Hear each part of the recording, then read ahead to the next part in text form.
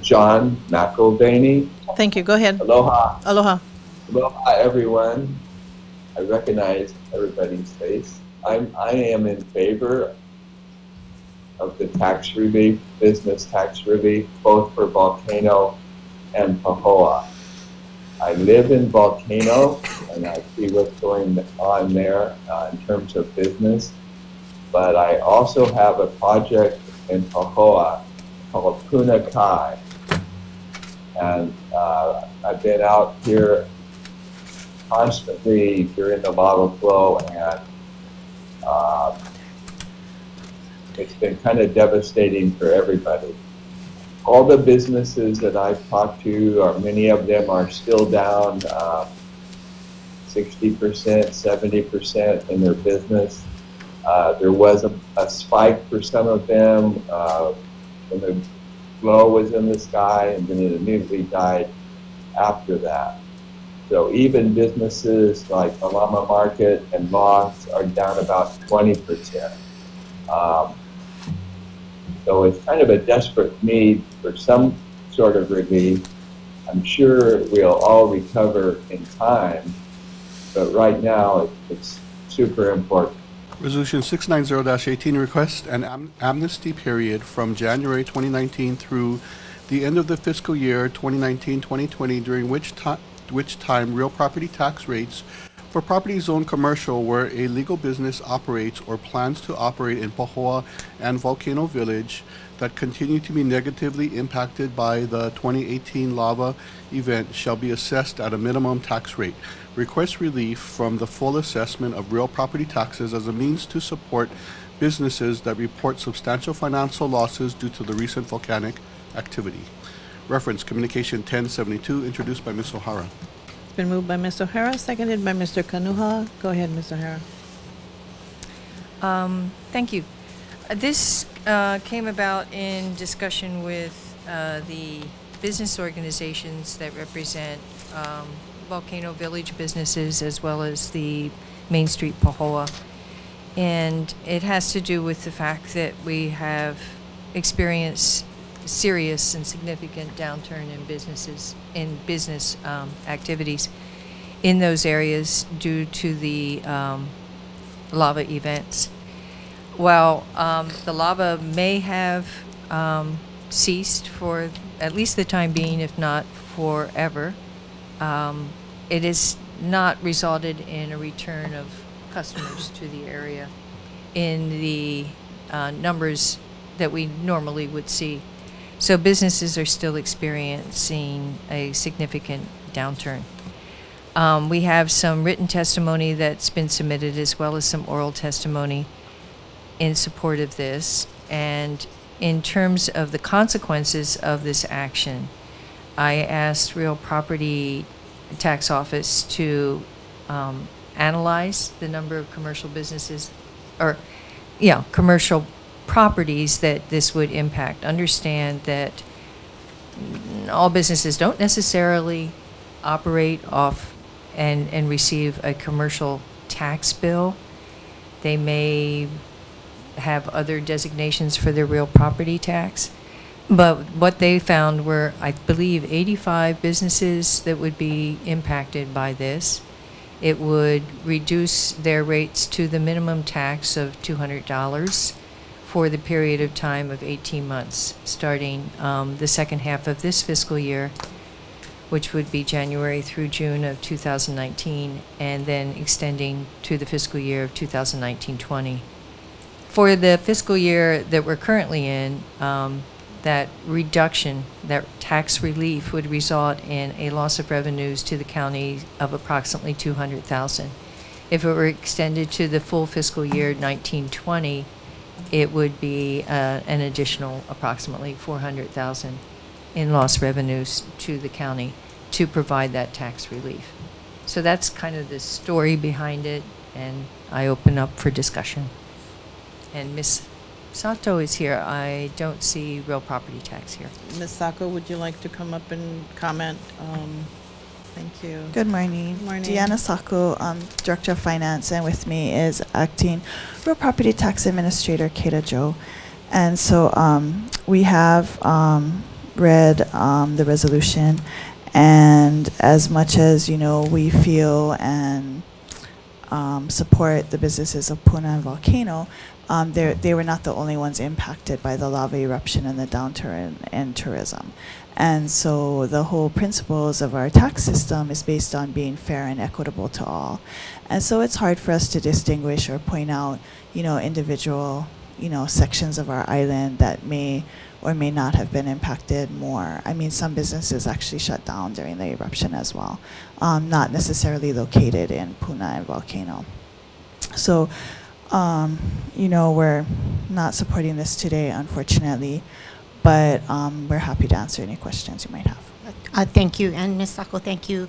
I'm actually more interested in kind of the procedure part of this, because we adopt real property tax rates based on resolution, just like our fuel tax. And so I just want to understand a little bit better procedurally if this actually even fits, and if you could explain that process or procedural process. About adopting the rate. So, so each year, as we prepare the budget, the May 5th submittal, we do have suggested rates that go with that budget, and then the rates have to be approved by resolution no later than June 20th of each year, and also is required a public hearing on that as well. So when I look at this particular resolution, it would this require like a public hearing process, just like when we adopt those rates at that time? We need some sort of legislation, and I think Mr. Kamelamela is ready to speak as well, that the resolution is probably not the right way to do it. We do have provisions in our county code for in terms of disaster, and unfortunately these businesses don't fall under that, and there's not really, unless Kata thought of something else, another section that applies to them. So it's kind of hard for us to be able to enact this. Tiana, help direct me to that section of the code, because the disaster one? Yeah, I had reviewed, I guess it's section 19. Yeah, 19-36. Okay.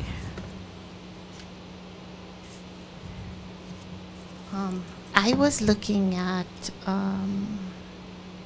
section 19-90 B2, a resolution to set the real property tax rate shall disclose the approximate amount of revenue to be raised. But I didn't see language about revenue loss. Yeah, and so, we're back to that initial thing where, we definitely lost value in Puna this last year with the lava. We did go in and we amended values for those people, and then we had to come in and amend the budget that just finished passing last time. So we're back kind of in that situation when there's a reduction in revenue, then we have to amend the budget. And, we have kind of amended and are out of options. In addition, our costs have increased this year, well, both last year and this year with the different disasters. And so there's not a whole lot of extra funding right now either. Deanna, share again with me the section. The disaster one. The disaster. 19-36.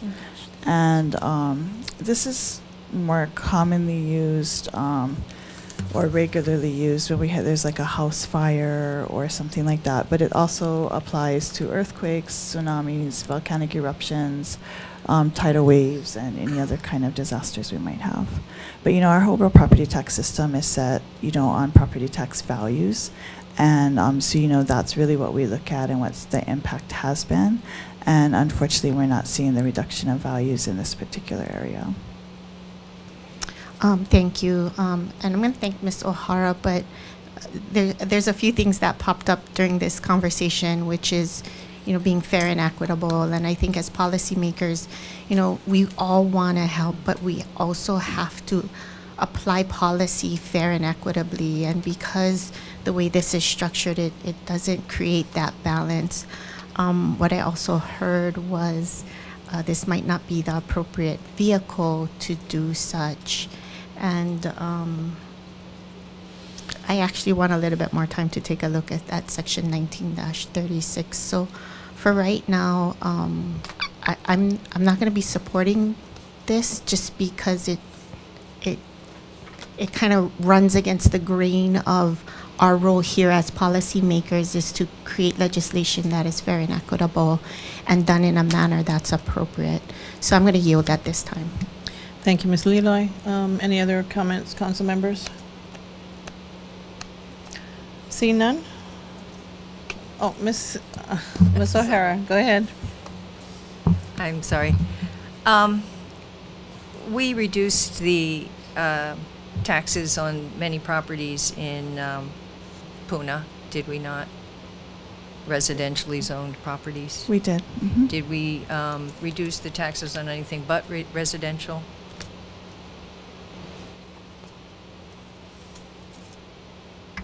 I would say that there were some agriculturally classed properties included within that adjustment. Within the adjustment, we did some agricultural Mhm. properties as well. Did we have a public meeting about that reduction to see if the people living in the area felt it was fair? No public meeting. Did we apply that reduction throughout Lower Puna or just to an area that we decided arbitrarily was impacted? So the adjustments were done according to the mayor's proclamation, which suspended our valuation date as of January 1st. We looked to the market. So as far as applying equitably and fairly across the board, we looked at all the markets within that area. And the adjustments that were made were specific to areas that we saw some market reductions in value. Contrasting that, there are other areas near that Lower Puna area that actually saw an increase in the assessments. Understood. So we used a mechanism a little bit different than this particular resolution. When you're looking at market reductions, you don't have in that framework of May 3rd through today much time to analyze transactions in the market.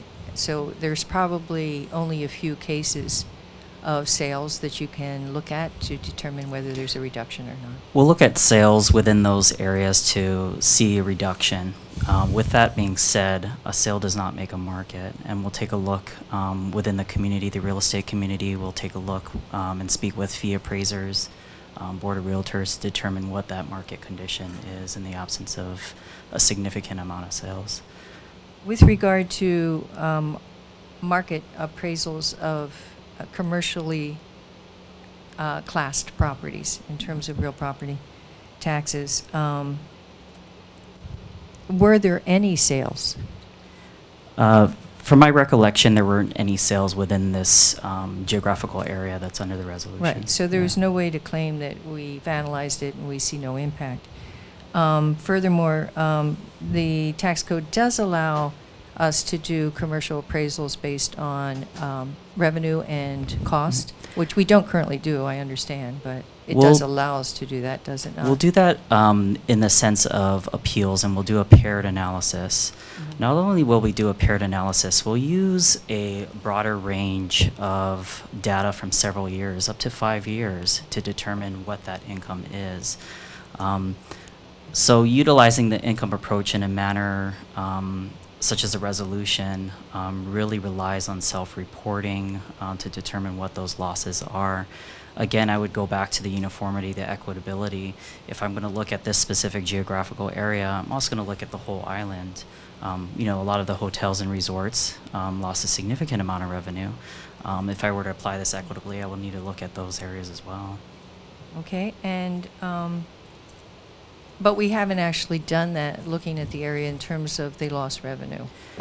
Right And- now, it's based on self-reporting, so it's a question of where the data is. Well, we haven't asked for that data if it's Mhm. self-reporting. The businesses, as did most of us, received our assessment in advance of the May 3rd event. And the opportunity to appeal passed before May 3rd, am I not correct? That's correct. So they have no opportunity to even appeal this year's taxes. That is correct. Okay.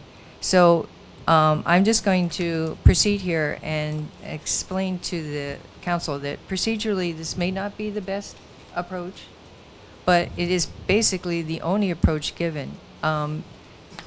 Mayor Kim could have, in his emergency declaration, included relief for the given area, that he included relief for residential taxes, but he chose not to.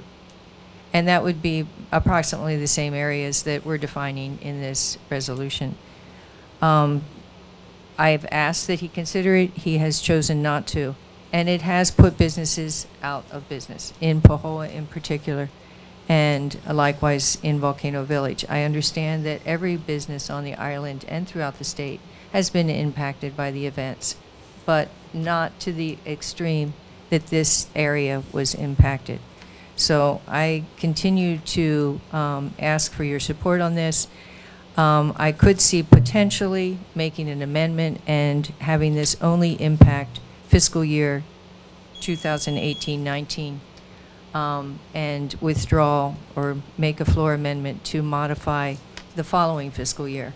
But other than that, I really feel we owe that support to the businesses of that area.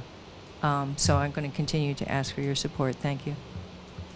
Thank you, Ms. O'Hara. Council members, any other comments? Mr. Richards, go ahead. Thank you, Chair, and thank you, Councilman O'Hara, for bringing to light and giving consideration. I think I'm touching on the comment made about other businesses, because I know definitely we had a lot of impact in other businesses. Think about the coastline and the hotels on my side. We had an announcement of May, June, there was $25 million worth of cancellations of hotel rooms, and that doesn't take into account the amount of rent-a-cars, restaurants, activities, and the financial losses, or unrealized business, I guess a better way. And though I commend Councilman O'Hara, I'm bothered by that aspect, and I'm not sure what to do about that, because we have to be fair and equitable going over. And so I needed to state that I am on the fence on this for those reasons. I fully appreciate the intent for Pahoa and Puna, but I'm also very mindful of the other businesses that saw a downturn as well. So again, just comments. I yield. Thank you, Mr. Richards. Anyone else? No? Ms. O'Hara. go ahead. Thank you, Chair. In response to that, I struggled with this in terms of the equitable approach. Even within the village of Pahoa, say, or the village of Volcano, we have businesses that are chain businesses. In other words, they have other locations throughout the state and maybe throughout the nation where they can recoup losses from a single location. But this is primarily a community that is small businesses, and that's where the impact has been the hardest. When you have chain hotels and whatnot, they can absorb losses in one location as supported by other locations. But for the small businesses, they don't have that. And the business community of Pahoa and the business community of Volcano Village is primarily composed of small businesses. There will be some larger businesses that advantage from this action, but there's no way to equitably split that apart. So that's my response to that. Thank you. Thank you, Ms. O'Hara. Anyone else? Mr. Clerk, please, roll call vote. Resolution 690, Mr. Chung. Ms. Eoff. Mr. Kanuha. Ms. Liloy. No. Ms. O'Hara. Yes. Ms. Poindexter. No. Mr. Richards. Chair David. No. Chair David, you have one aye. Thank you. Resolution 690 moves with a negative recommendation to council. Thank you, council members. Mr. Clerk, please, resolution 692-18.